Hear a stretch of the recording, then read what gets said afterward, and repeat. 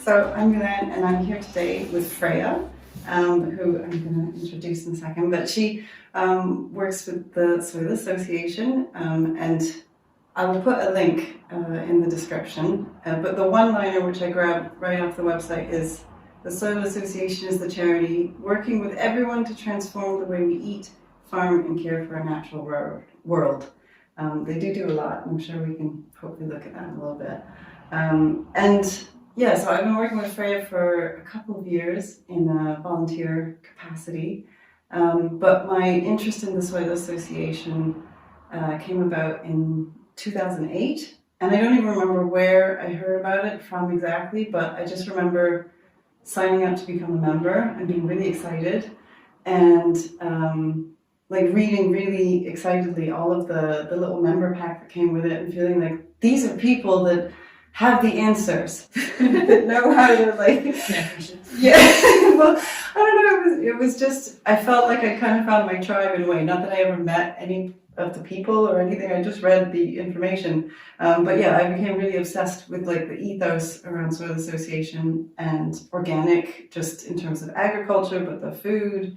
And I think that was probably the first time that I really thought, this is where solutions to climate can also be solutions to health or well-being or lots of different areas. They all kind of intersect at a point. And that was 2008. At the time I was working with a very small agency. I really wanted to work in the charity sector, and I think I applied to a couple of roles, didn't get any. And so I was feeling a little bit disempowered. I'd always been very climate focused and wanted to do something, but I didn't really see an outlet or a way to do that. What else? And Soil Association, I think it really contributed to me going on to studying naturopathy. I think I've told you this, right? Yeah, you have told me. Tell me again. Yeah, so I did study nutritional therapy, naturopathy, and I think that came about 2 or 3 years after I started reading about the Soil Association and organic and as a way of life and eating. And yeah, it was definitely a catalyst for a lot of things in my life. So Freya is going to join us today and talk a little bit about working in the charity sector, how she got into this career path. But most importantly, I really want to aim this conversation at how people can make a difference, how they can have an impact. Because I think there's a lot of concerns around feeling disempowered and so many challenges, whether they be social or climate today, and wanting to do something for people. So, Freya, welcome. Thank you. Could you give me a little bit of background about how you sort of grew up, or how you may become aware of any kind of either social or climate related challenges? Sure. Yeah. So I grew up in Shropshire, yeah, which is a really beautiful part of the West Midlands. Rolling hills, lots of farms, quite a lot of organic as well there. We've got friends who do that. Mm-hmm. And also kind of going away, my family that notably took me on a boiling hot walking holiday when I was 6, which was too early, but after that, lots and lots of walking up hills and mountains and that kind of thing. Was that holiday in the area? So the one when I was far too young to go was in Italy in 40-degree heat. That's why it was. Wow. It's like a week of walking. Yeah. They set something off. You know about me. I've done a lot of walking since and enjoyed it, but that was too soon. But a lot of Wales. So my mum used to go on holiday to this Welsh valley, which I'm going to horribly mispronounce. It's a place called Mellenbereden. Okay. I think I got it. We started going back there, and not to the same cottage, but we used to camp in this little campsite that literally had space for 2 or 3 tents. Compost loo, all of that kind of very, very green. And they still run it, but they have this kind of secret thing where none of it is on the internet, and if you have the one email address, you can get in touch with them and still camp there. We found out recently. So a lot of spending time out in nature, climbing up trees, that kind of thing. Nice. That's not really awareness of climate, I suppose. I have watched good awareness, maybe. Well, things around around soil health, if you tie it back to the Soil Association, watching the river flood more and more extremely, more and more regularly in the town where I grew up, that's definitely been. And was that happening like as you were a kid, or more? Yeah, I think it's probably always happened a bit, but every single year now it floods. Wow. Wow. I feel sorry for the people with the houses on the river, because it floods houses. Yeah. You know, it's pretty serious. Does it cause a lot of damage? I don't know. I don't live in one of those houses, but it causes enough damage for that to be something that's a reason never to buy a house near the river. You know? Right. Yeah.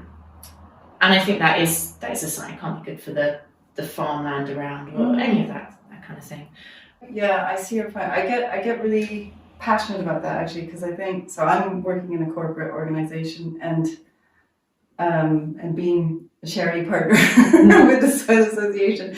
But personally, like, I feel like these large organizations, that it's really easy to say they're the bad guys. Like, and I'm not saying that they are devoid of any, like, guilt or having created problems themselves. Clearly, yes. And I think it speaks to the kind of philosophy of capitalism that we've been under, which I feel like is shifting.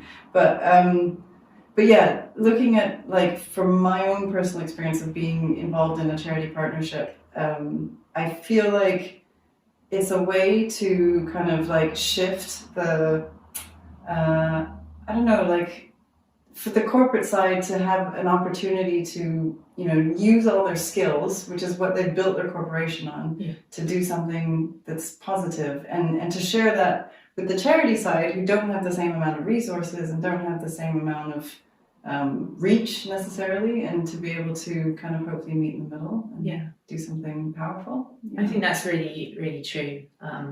You made me laugh there talking about the resources thing, because there have been moments where we sort of looked around in our team of 2.5 people and gone, I think they think we're bigger than we are. Oh, I think they think we're much. We don't have that team, which is actually really great, and it's one of the good things about working for a charity. I did a corporate role before this, and it taught me an awful lot. But I had a very set role, and it was one little kind of fragment of an entire kind of user journey.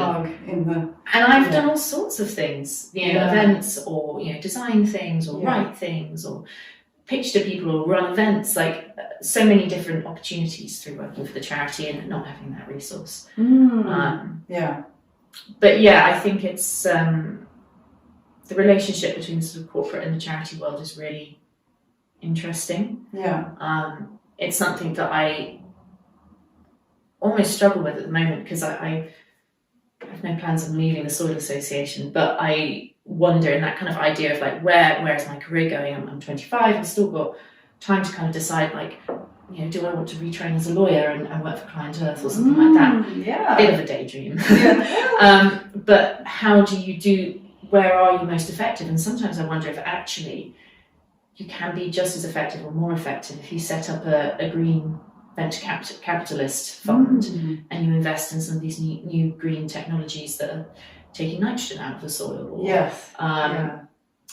I think there's so much, those kinds of things. There's so much more possibility today, in terms of, especially like just social media gives you the reach that you wouldn't have had 20 years ago for sure, to have an audience.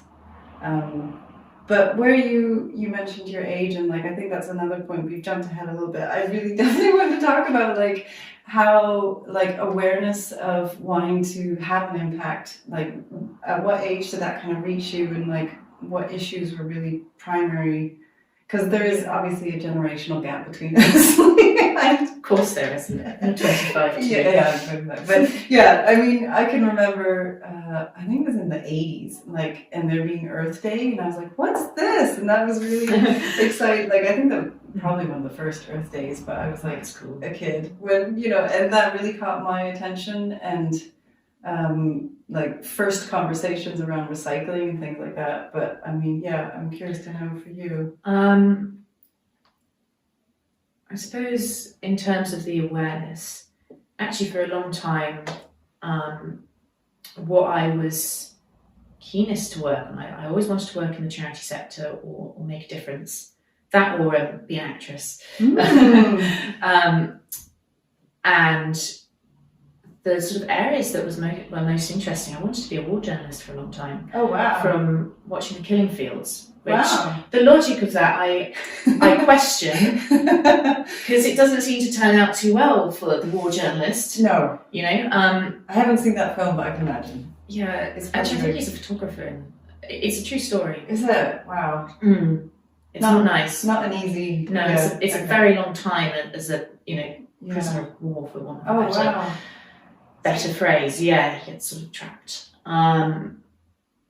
Yeah, and I think that kind of the mix of writing and sort of giving testimony. There are so many things going on in the world that we just don't know about. And so communicating that feels really important. And then I remember aged maybe sort of 7. Yeah. I think it was after the horrible walking tour.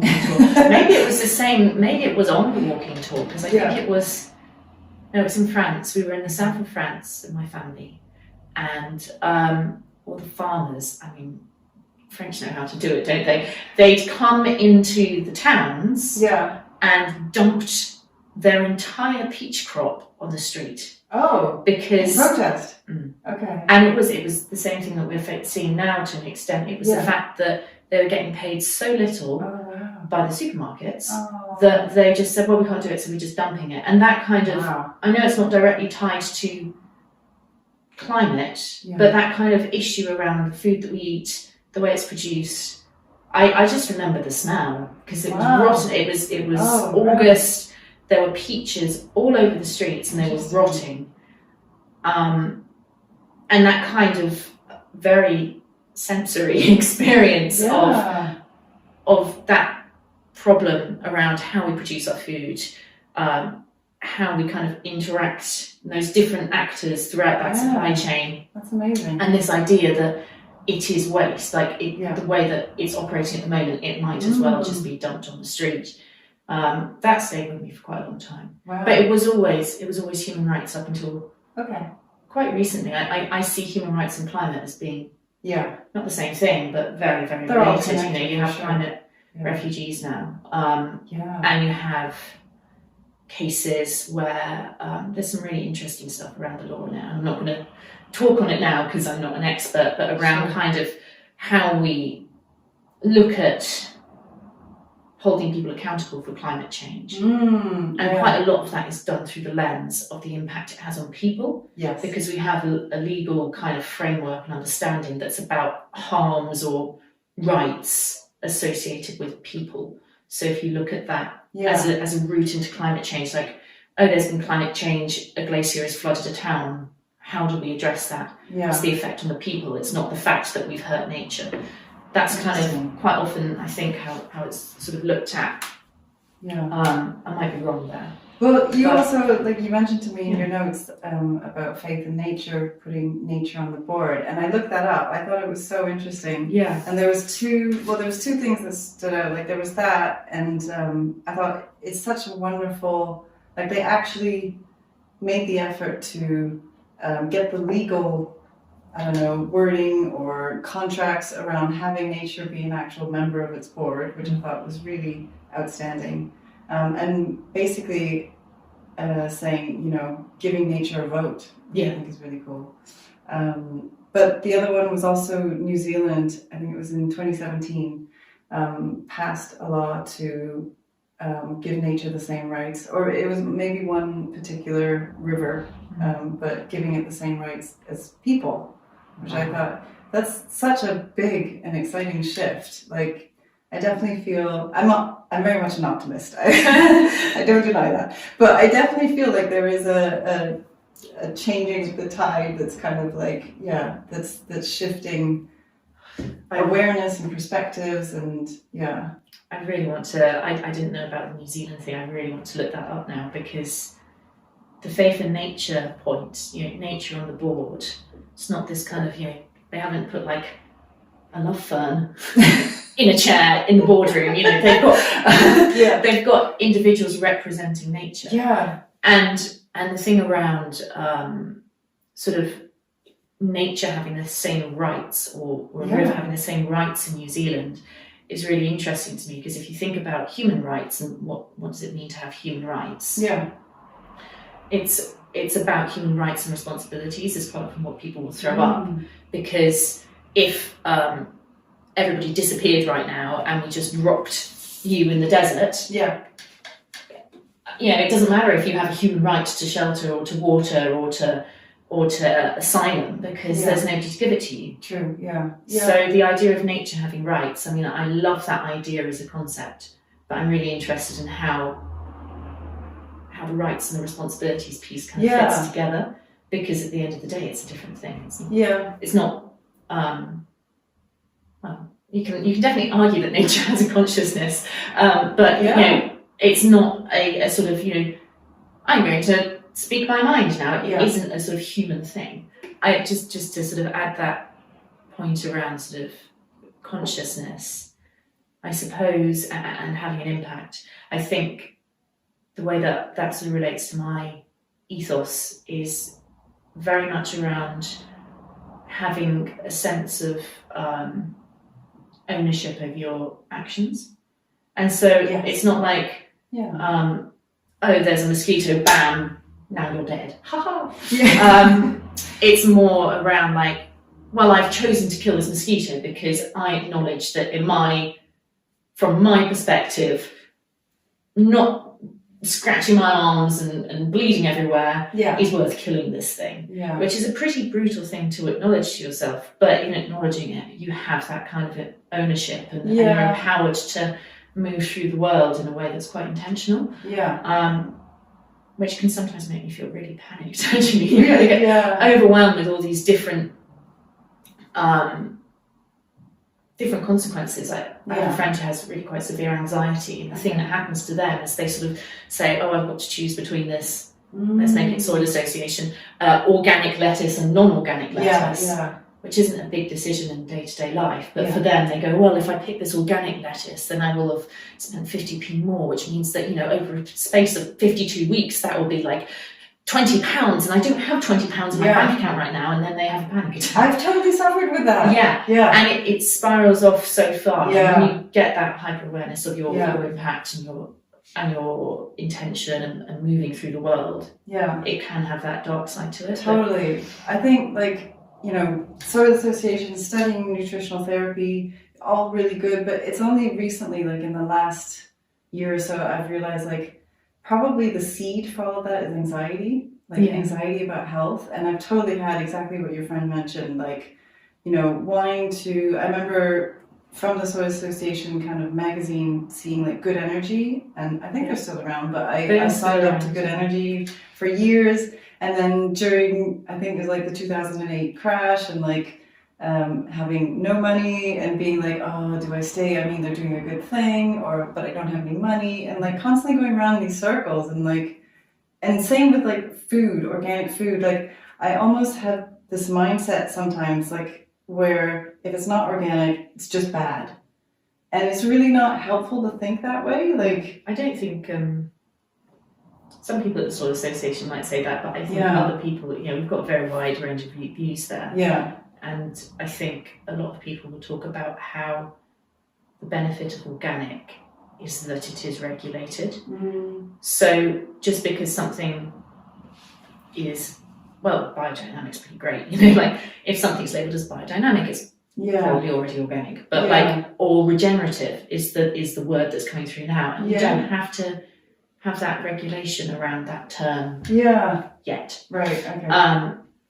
But it's the confidence that that it's been grown in a certain way. But people who haven't certified might still be producing something organically.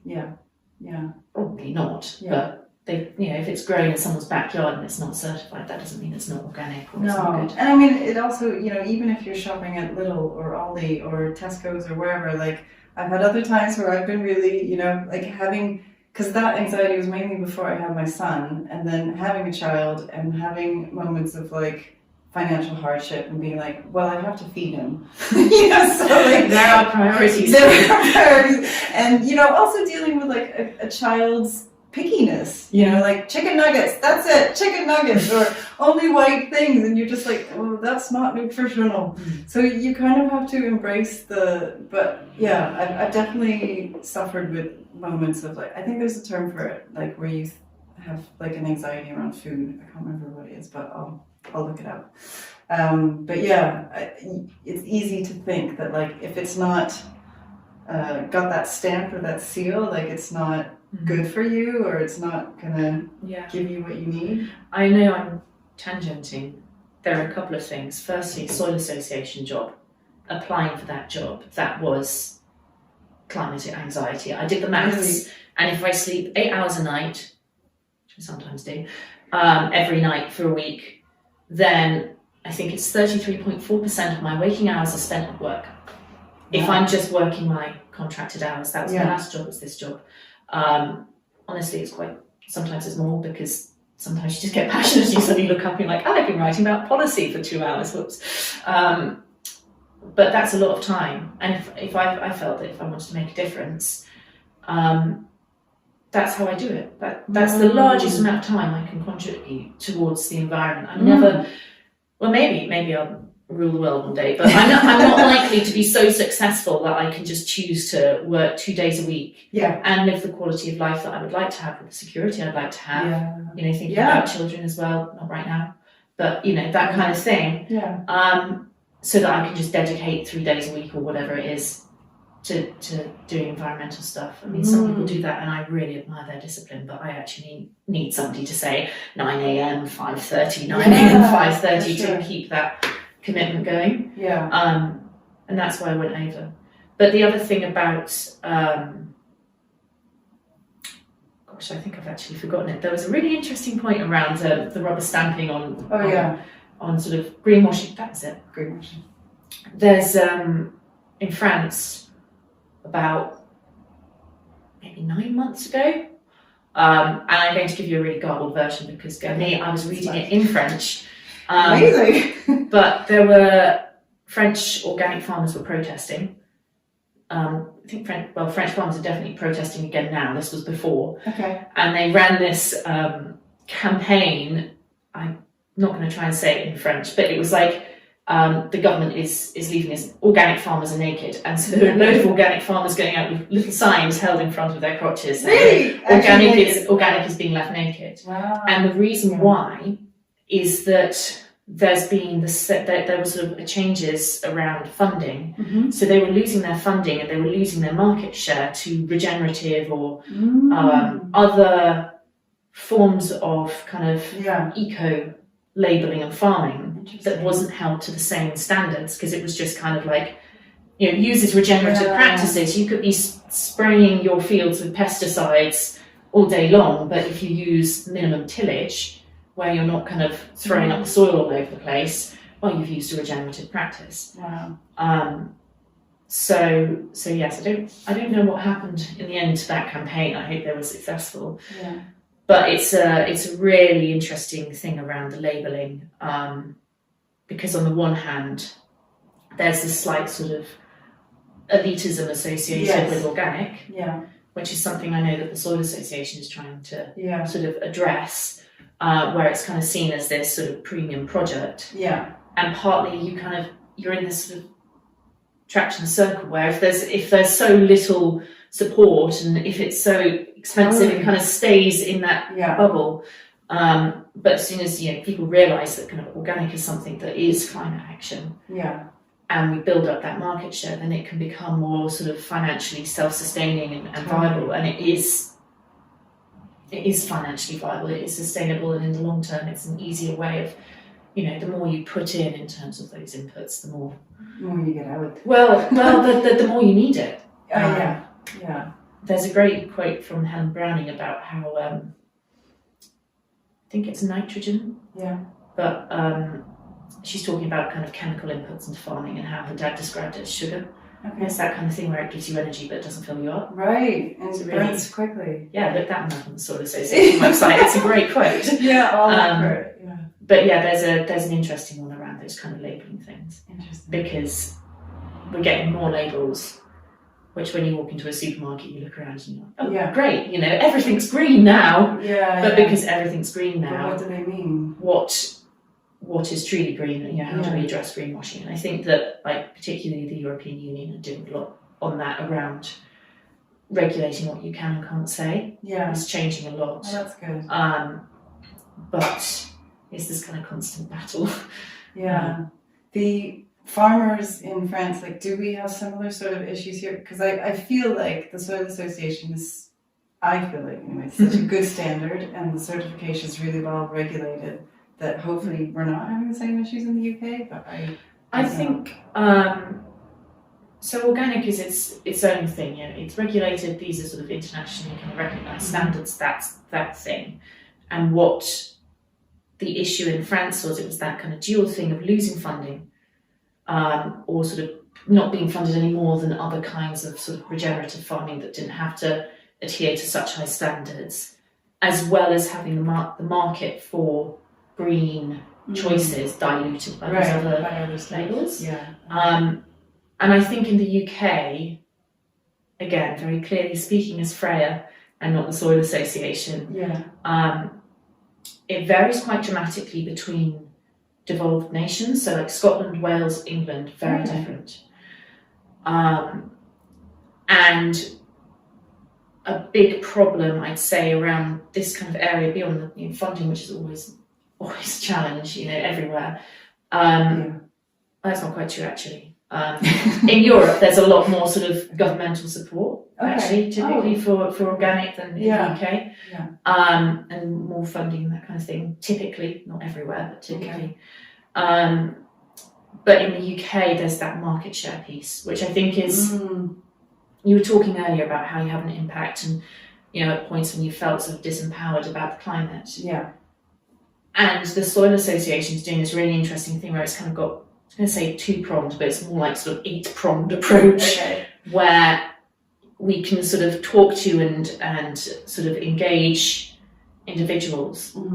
Because if people understand that idea of organic as climate action, then that's something that empowers you to have an impact on the climate. And that's really exciting for you, and it means that, you can drive up that demand, because organic is something understood for what it should be understood as, which is a solution to the health, nature and climate crises, rather than like a thing that posh people do in Waitrose. And so you can do that, and then there's also working with government and sort of trying to say, look, this is government and sort of private sector. This is a solution for you too. If that's a policymaker and saying, well, you want to reduce levels of childhood obesity in the UK, look at their diets. How do we get free school meals? How do we get more fruit and veg integrated in a way that's actually tasty? Yeah. You're talking about your son. Yeah, absolutely. Still a challenge. Yeah, I bet. And then there's also kind of like, well, if you're talking to the private sector, to retailers, saying, well, each year your suppliers are being impacted by extreme weather. Maybe if we farm in a way, maybe if you invest in building up this organic side of things, or purchasing from farmers, even if it's not organic, purchasing from farmers who manage their water sustainably. If it's, I don't know, in the south of France or something, you're growing grapes, I don't know. Then that is actually something which financially makes sense for you, because you're mitigating your risk long term. And I think that's sort of where we're looking at it in terms of organic farming in the UK is, and it comes back to that charity partnership, the corporate perspective, where I was saying you have to have something to offer. Whether it's to the farmers having sort of a more financially resilient farm, whether it's consumers feeling empowered about climate and nature and still being able to see a kingfisher when they go for a walk along the river. Or if it's retailers being able to kind of mitigate their risk, there's always that kind of benefit that it delivers. It's about communicating that benefit. I think what I'm getting out of, like, in a bigger lens sort of perspective, is like having an impact is so wide, and I think there's so many areas where you mentioned, like, taking money out for somebody, like those are things that actually run through my mind and stress me out. Yeah, Yeah, because you feel like, oh, I want to, but should I? What's it going to go towards? Lots of questions like that. But I think like when we're saying like, yeah, I feel with a bit of time from like 2008 when I was much younger and sort of like really feeling disempowered, things that have changed since then for me are understanding what an impact is. And I often think about this because I think when I look at younger people today, I do think there's a lot of anxiety. I do think there's a lot of disempowerment. I think generally people feel like they don't necessarily matter, or I mean that sounds very loose, but like they don't really understand how much impact they can have. Maybe it's sometimes also just being of service to an organization, or just showing up with a smile. I don't know, like the smaller things also actually really go a long way towards these bigger causes. I definitely believe like it's all these cumulative impacts that come together, and especially now when we see sort of like the turning of the tide, and like, is that the actual term? Is it changing? Sorry. Turning, I think. Yeah, turning of the tide, when like, awareness is definitely coming to the fore, and people are taking action in whatever way they can. I think all the things matter, all the little things as well. Yeah, I think we're slowly getting the story of how I got into the Soil Association piecemeal bits. I mentioned before that an issue I was interested in was sort of human rights, particularly around forced migration. And part of that was coming to Bristol for a year. I took a year out of university. And I came to Bristol and I met all these incredible people who were activists and volunteers, and quite a few of them had lived and worked in the jungle in Calais, so the refugee camp, not the trees. Yeah, I actually wanted to go and volunteer there. Yeah, I did too. But they'd done it very long term, so some of them had done it for like 2.5 years. Wow. Or 6 months on, 6 months off, that kind of thing. And they're still my friends, and I admire them so much. But they are literally carpenters. Mm-hmm. And if you look at me, I'm not a carpenter. Yeah. I actually have a pretty severe back problem. Like, I have a disability, damn it. So like I can't do what they can do. Yeah.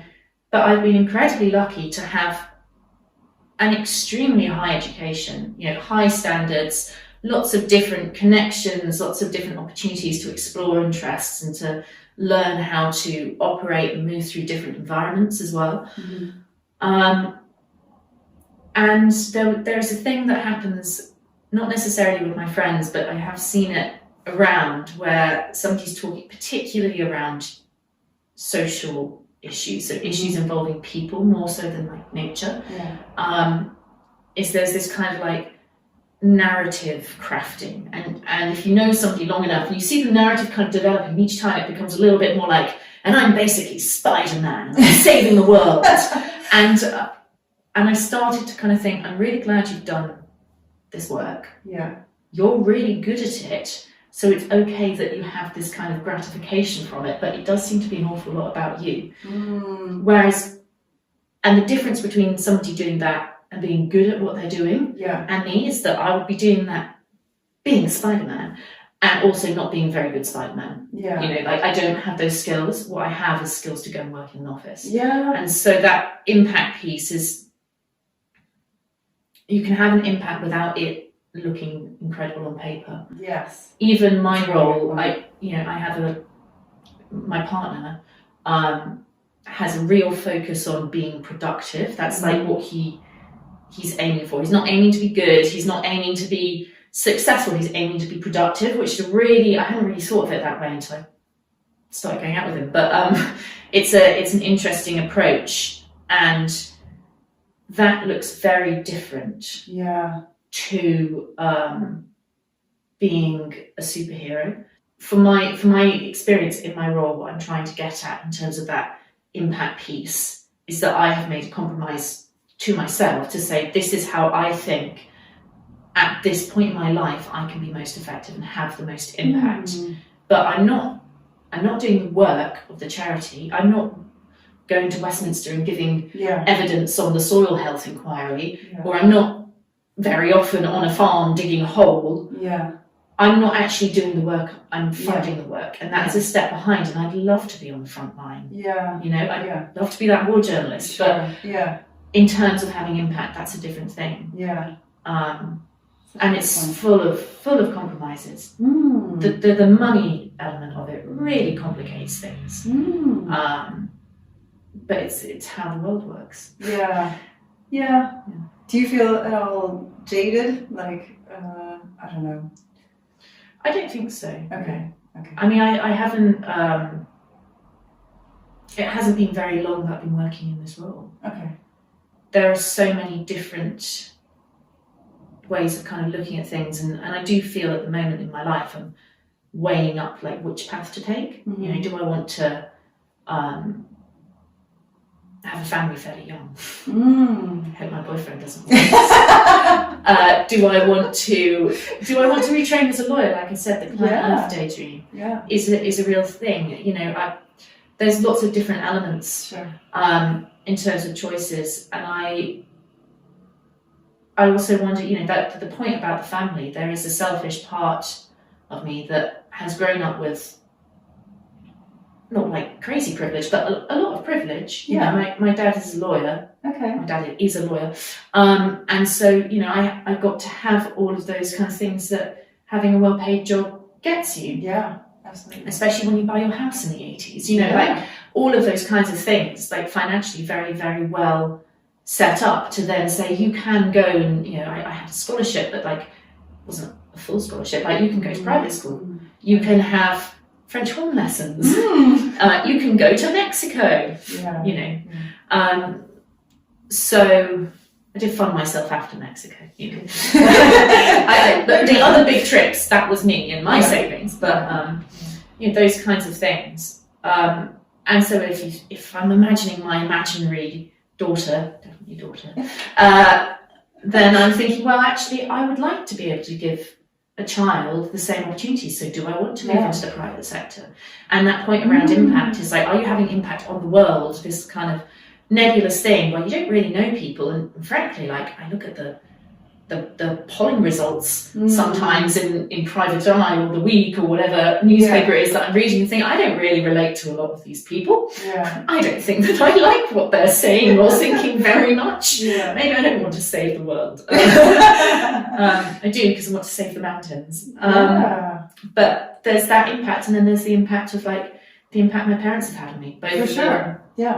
My dad was a commercial lawyer, my mum was an editor, and the impact they had was listening to incredible jazz and wanting to save the planet. It's noticeable. They have two very successful professionals, 2 children. My sibling is a music therapist working for a charity, and I'm working for a charity too. We're not at school. It felt anyway to me, and I think probably I keep touching the microphone. I'm so sorry. It felt to me, and I think probably to my brother, there was an assumption that we were very academic, and we would go off and we'd go to Oxbridge, and we did that, and then we would become lawyers or great musicians or like successful people.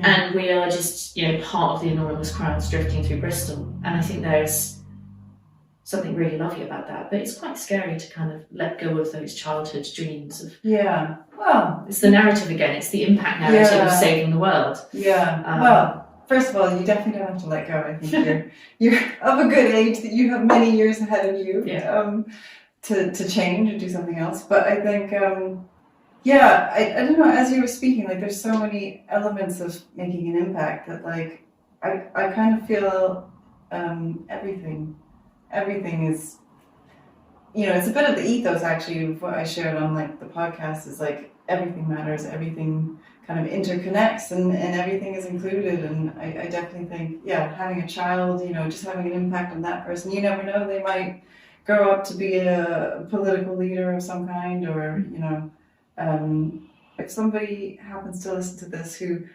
isn't working in the charity sector, who is young and passionate and wanting to make a difference, I think that's a really interesting topic to talk about, sort of, And yeah, I guess my general view, yours is going to be a little bit more educated being in a charity sector, but like things like, you know, protesting, campaigning, or using apps like Olio or Minted. I've started using that a lot, you know, just trying to like give stuff away that I don't need or buy and use things more.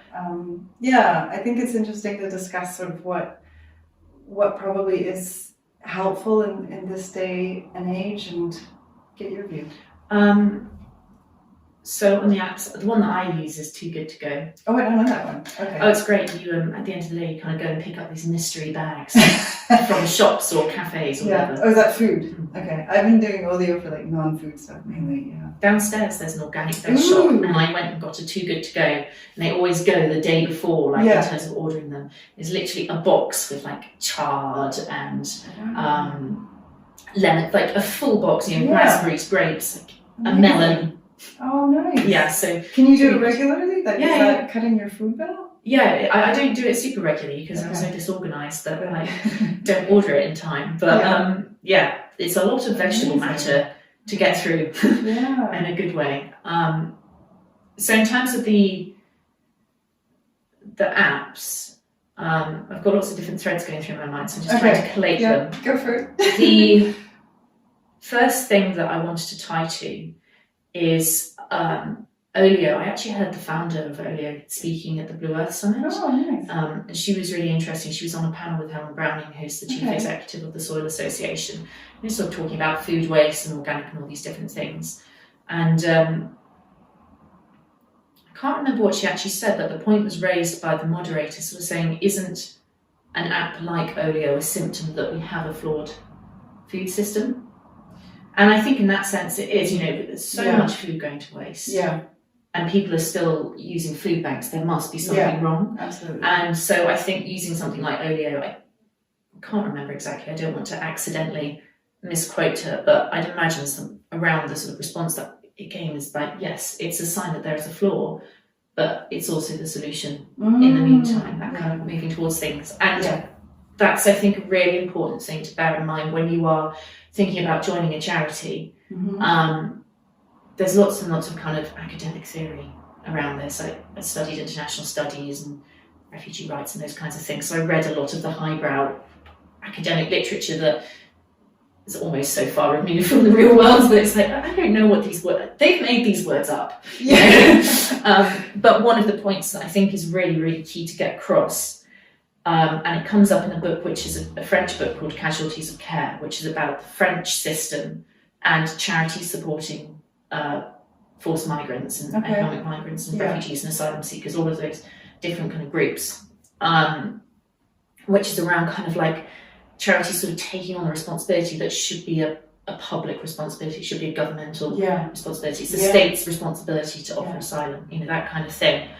And in a sort of pithier way of putting that, there's quite a few people who will say the point of a charity is to become obsolete. So with the Soil Association, if you really, really dilute down what we're doing, because we're doing a lot, and you say the point of the Soil Association is to fix the food system so that everybody has access to good food, which is good for them, good for the planet. Producers are getting a fair and sustainable sort of, well, not wage, but payment for their goods. And that food system, in terms of the way it's produced and shipped and consumed and the packaging, all of that kind of ecosystem is done in a way that works with nature, for climate, and is sort of, you know, healing the soil. Let's get back to the soil. It's really important, rather than damaging it. Well, if that's the aim of the Soil Association, if we achieve that, then what's the need for the Soil Association? And I think that's a really important point. And I think that's the thing that you are getting a sort of Freya brain splurge here, but like that's when you're talking about, if you're then still thinking about going into a charity, the choice then is like where in the sort of change you want to be, because you've got, I mentioned this before we were started recording, but you've got charities like the Magic Breakfast that does a lot, but quite a bit of it is, here is a child, they haven't had breakfast, here's breakfast. That's so important because otherwise there are kids without breakfast. Yeah. But that's kind of addressing the immediate problem rather than going, here's a child, the child doesn't have breakfast. Sorry, child, like, we'll leave the other charity to give you breakfast. We're just going to go and have a think and try and figure out why you didn't get breakfast in the first place and how can you have breakfasts forevermore in the future at some point. Could it be organic? Yeah, could it be organic? And that's the kind of systems change piece. Yeah. So, you know, most charities will sit somewhere in the middle. The Soil Association sits somewhere in the middle. There's very real practical work going on saying, we are researching this. Yeah. Put this on your tomatoes. Or don't.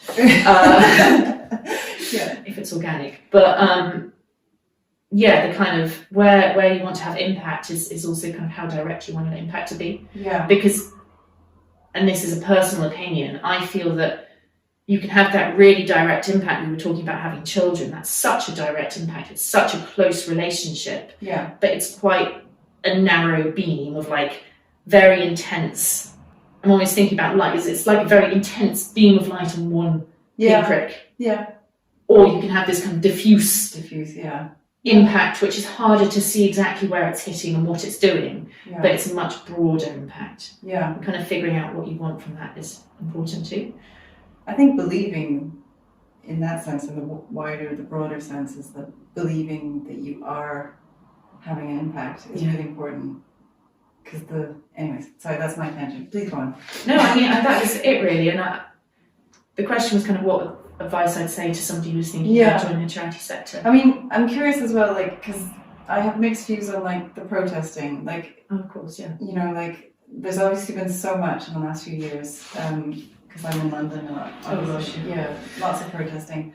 And it's debatable how, like, I don't want to say effective, but like, and I don't want to say like people shouldn't be doing it, but, you know, like where I think, I can't remember the exact name, there was one or two particular campaigns, but like people stopping trains from leaving because they were really just like, it was a few days against everything. You know, and there was some Just Stop Oil ones that were similar to that. Something like that, yeah. They did the slow walks, I think. Yeah, and a lot of like really disrupting like other people's lives and everyday things. And also because I joined the Peter Melchett Memorial Lecture this year, and it was Caroline Lucas. She's so good. She's great. And it's on YouTube. Yeah, is it? Okay. It's on YouTube. Oh, nice. Yeah, I'll link it. But she also mentioned like protesting not necessarily being the most effective way to make a change. I don't know.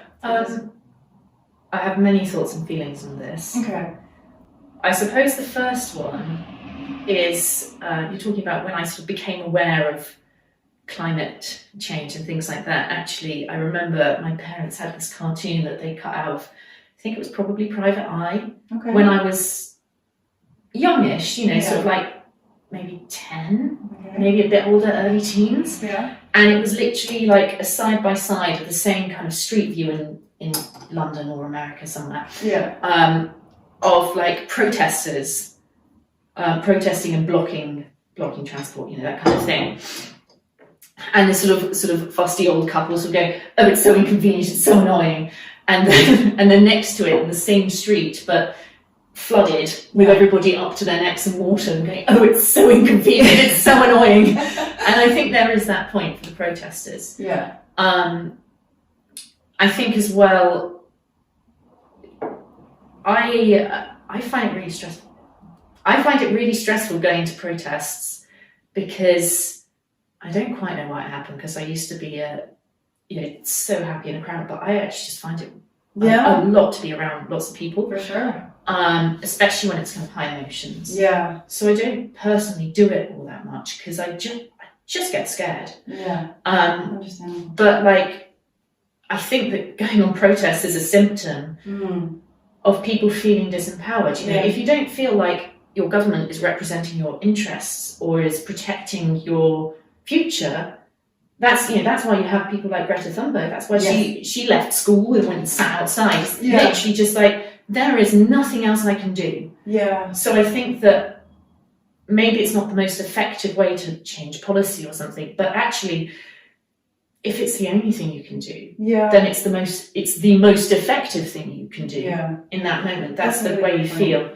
And I think as well, the sort of big one that I remember going to was after Sarah Everard was murdered. And I was living near Clapham at the time. And, you know, walking around the streets on my own at night, because, you know, I had my own life to live and that kind of thing. So it felt very close to me. And I didn't go down to the Common that night, because I would 100% have gone. I thought it was cancelled, because they put up that it was cancelled, and then other people came back, and like, I was going to go with my housemates and all of these things. So then the next day when I sort of turned on the news, having written a very, very bad spoken word poem instead about it on my own in my flat, feeling awful.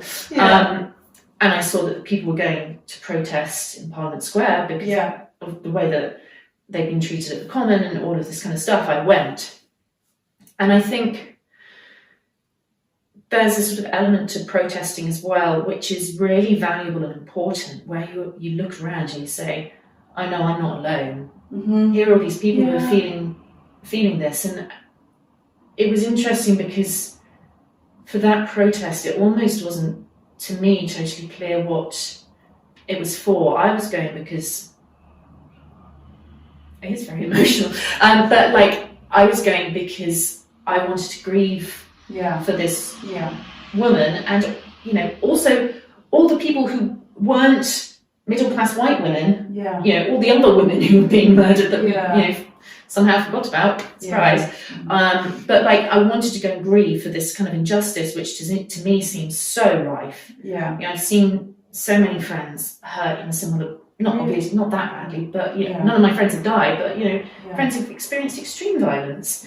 And like, it felt very, very close, and I was going to grieve. But then there was also stuff around, like, you know, Kill the Bill, and the sort of anti-protesting laws and stuff around, like, protests in COVID, because it was in the middle of COVID, and like protesting people's right to sort of gather, and all of these different things mixing together. But Clapham Common, at least sort of nominally, wasn't supposed to be a protest that night before everybody ended up protesting. It was about, you know, the Facebook event anyway was like gathering for a vigil. And I think that is a really important thing for protesting. It depends what you're going to protest, you know, and there are the good ones where it's sort of like community and collective grief and collective comforting. Then there's the kind of like trying to lobby for policy change. And I would agree with Caroline Lucas there. I think it's important that we express how strongly we feel. But I don't think that protests on their own are going to get it. I think, you know, you have this relationship between activism and charity, and different organisations sit in different parts. You know, like Greenpeace is very activist. The Soil Association does activism, but really it's mostly a charity in the sense of like, we're now going to do this academic research into how we use living mulches on blackberry bushes. You know, it's not exactly hitting the streets. But still effective. And so it's kind of like that one, the activism side is saying we need change. This is how much we care. And then the charity side is saying, you know, this is how we do it. Let us help you now that you've agreed to do it. So there's that kind of element too with the protesting. And I think the final thing, just to go back to what you were saying about working in a charity and having impact and those different things, is like, and the apps as well. One of the things that you made me think of is that I found such a real community of people at the Soil Association. I've got real friends, you know, I hang out with them at the weekend and that kind of thing. Like, everybody swaps clothes at the Soil Association. Cool. There's so much clothes swapping going on. I look around and I'm like, wasn't that on somebody else's? Okay, and I've been terrible. I've just taken clothes. I haven't given any clothes away. But that kind of ethos of having a community makes a real difference. And I think you can, it makes it so much more sustainable if you have this community of people, you know, in your work, where somebody says, you look stressed. Is there anything I can take off your plate? Totally. Yeah. Because that happens a lot. Oh, that's So nice. it's really good working environment. Yeah. And also sort of like shared like, oh, did you know that they do really, you know, they do half price on organic at this shop on Wednesday? That community to just remind you that it's important. Yeah. And that you're kind of doing it with them. And I'm working for people, planet and nature, but I'm also working for my colleagues. And that is such an important thing when it comes to having resilience and avoiding burnout and all of those things in the charity, because you know, I could be earning a lot more money doing a similar thing for a private company, but I wouldn't be doing it with the community. And I wouldn't be doing it for the impact that I have. And having those people around me to remind me of that is really important. Amazing. I love it. It's great. Oh, that's good. Yeah, no, I think that's okay. Well, I've got one last sort of closing question, but it's been a really great discussion. Thank you. So the last question is, what is the one thing you would like to see changed in the next 5 to 10 years? I don't know if actually Caroline Lucas said this. I hope not. I hope this is me. But there are a lot of things that are politicised. Shouldn't be political. So, you know, climate shouldn't be politicised. Yeah, that's a great answer. Yeah, and it applies across all sorts of things, you know, like one of the things I lived with somebody who I love and admire now, sorry. But, you know, I lived with him for a while and we have such different political views. Yeah. And I've got a family member who's the same, like totally different. More so, actually. I have a family member who watched, you know, used to watch GB News, which is, I mean, you've got an impression of me. I work for the Soil Association. I live in Bristol and I'm 25. Like, I'm not really a GB News kind of person. Yeah. And with both these blokes, sometimes the kind of political debates, I'm like, we are far, far apart. I don't understand how we find common ground. And then I remember talking to one of them, I think with the help of some wine, to be honest, and going, oh, hang on, like if we were walking down the street and somebody shouted a racial slur, we'd have the same reaction. If we were walking down the street and somebody started harassing a woman, we'd have the same reaction. Right. And I think because of this kind of politicization of almost everything, even like my partner is studying again, even around the curricula that you choose and what is a good essay, what is a bad essay, like even the way that we're talking and writing right now, particularly in sort of academic circles, is political. That is, I think, a real hindrance and it's really divisive. Whereas, you know, there are people that I fundamentally disagree with their politics, but I don't think they're bad people. I think that at the end of the day, most people are voting for what they think are partly, you know, voting or making choices as well more broadly. What will be good for them, that's understandable, but also like what's good for people. I don't think the majority of people are out there going, I really want to, you know, just make the poor a bit poorer. That would be great. You know, they're not doing that. Most people are basically decent, but because of this kind of politicization, because of, and I find politics confusing. The rhetoric involved, the kind of misdirection, miscommunications, the sort of different opinions, the slants that put on things, you know, even just chopping up interviews into little sound bites on TikTok. All of this stuff is dividing us. And so, I take climate out of politics. Wow, it's a really profound answer because it's very simple, but so big. Like, it's 5 to 10 years, let's hope. But that's a great answer. Thank you. I think you are wise beyond your years, Freya. Like, that's, you've had some really amazing insights. Well, thanks.